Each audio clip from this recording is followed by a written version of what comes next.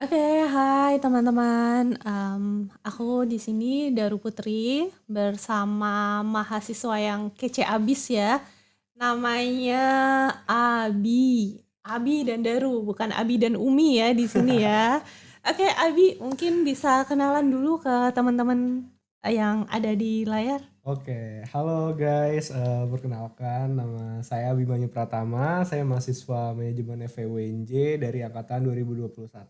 Salam Ah, kenal. keren banget kan?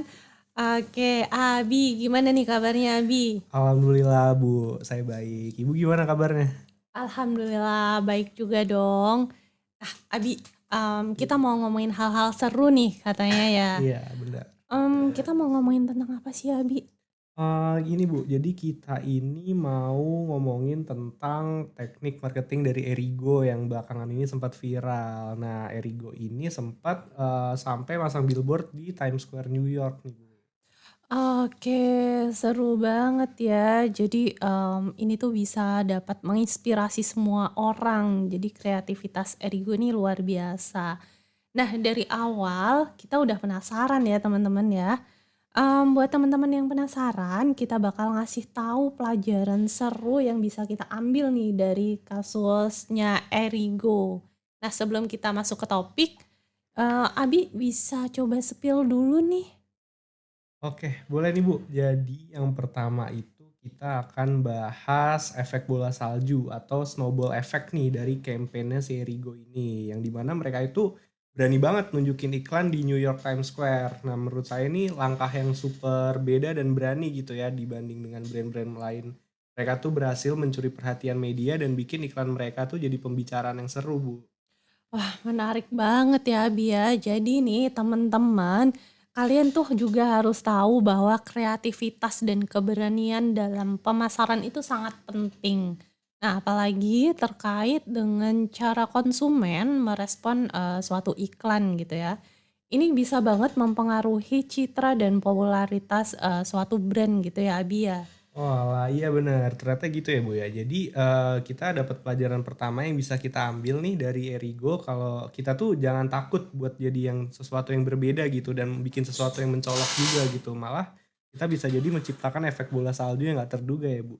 Iya bener banget Abi, dan yang nggak kalah penting nih, kita akan bahas pemahaman karakteristik target market gitu ya. Nah sebelum lebih lanjut, kita kenalan dulu nih sama konsumen Erigo.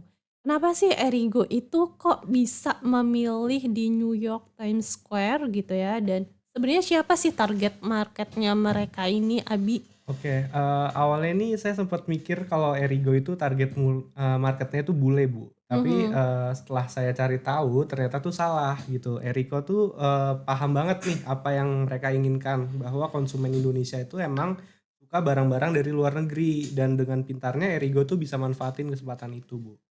Oke, berarti si Erigo ini tahu banget ya betapa pentingnya memahami karakteristik dari konsumennya Erigo ini. Nah, kalau kita tahu ya apa yang diinginkan oleh target market gitu ya, kita bisa bikin kampanye yang lebih efektif dan juga memuaskan kebutuhan mereka seperti yang dilakukan oleh Erigo ini ya, Bi ya.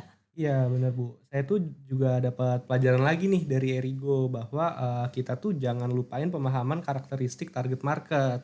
Harus tahu nih apa yang diinginkan dan dihargai juga oleh konsumen kita gitu Bu. Menarik sih ya. Mungkin kita masuk ke pembahasan selanjutnya nih, Boleh Abi. Bu. Gimana Erigo itu nggak hanya fokus ke penjualan aja, tapi juga ke branding. Nah, mereka itu berhasil bikin bukan cuma pelanggan ya, tapi juga membuat ada yang namanya tuh fanbase atau penggemar setia gitu. Iya iya benar Bu. Soalnya saya juga pernah dengar ya kalau dalam istilah dalam pemasaran itu nggak boleh cuma mikirin angka penjualan doang ya Bu. Branding juga sangat penting nih buat bangun citra positif di mata konsumen. Ya bener sih Abi ya. Nah yang saya lihat nih, terkait sama perilaku konsumen yang nggak cuma beli produk gitu ya, tapi juga ada cerita dan juga pengalaman di situ. Kemudian Erigo itu berhasil menyampaikan, cerita mereka baik itu lewat kampanyenya, lewat iklannya gitu ya Abi ya. Iya benar. Nah, teman-teman di sini tuh yang nonton juga jadi dapat pelajaran lagi nih dari Erigo, bahwa kalau kita emang pengen penjualan tuh jangan hanya fokus pada penjualan tapi juga branding. Gimana brand kita dilihat dan diingat konsumen itu juga salah satu hal yang penting banget nih, Bu.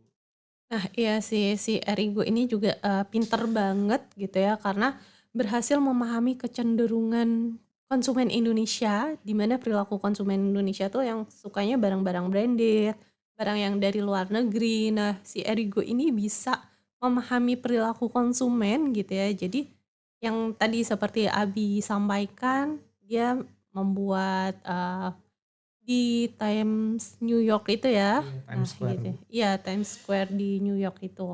Keren banget sih ya. Iya benar, yang saya lihat ini Bu, Erigo ini, udah berhasil nih memanfaatkan semua hal itu dengan baik. Mereka tuh bisa bikin kesan eksklusivitas dan prestise yang diinginkan juga nih oleh para konsumennya. Oke, kayaknya pembahasan kita udah kayak panjang lebar Iya, ke sana ke udah sini banyak gitu banget ya Bu ya, ya? Bi, ya. Jadi kayak, jadi teman-teman, pelajaran terakhir nih dari Erigo adalah, penting banget mengenali kecenderungan konsumen atau perilaku konsumen suatu produk gitu ya teman-teman. Jadi kita harus bisa memahami apa yang mereka suka, kemudian dari yang mereka suka itu kita bisa membuat kampanye yang sesuai dengan nilai-nilai yang mereka hargai atau yang mereka yakini gitu. Nah, iya benar. Itu tuh tadi sedikit review nih dari kita tentang strategi pemasaran Erigo. Nah, udah kita bahas snowball effect atau efek bola salju, pemahaman karakteristik target market, atau dan juga kita juga udah bahas fokus branding dan juga mengenali kecenderungan konsumen-konsumen lokal.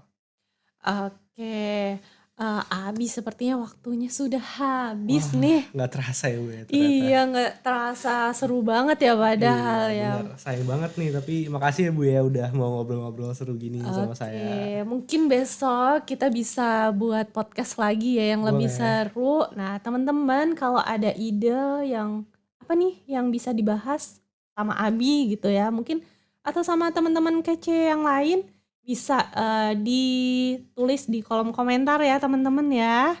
Oke, boleh banget nih. Makasih juga ya Bu ya udah mau Oke. luangin waktunya. Sampai jumpa di lain waktu. Bye guys. Hai, goodbye.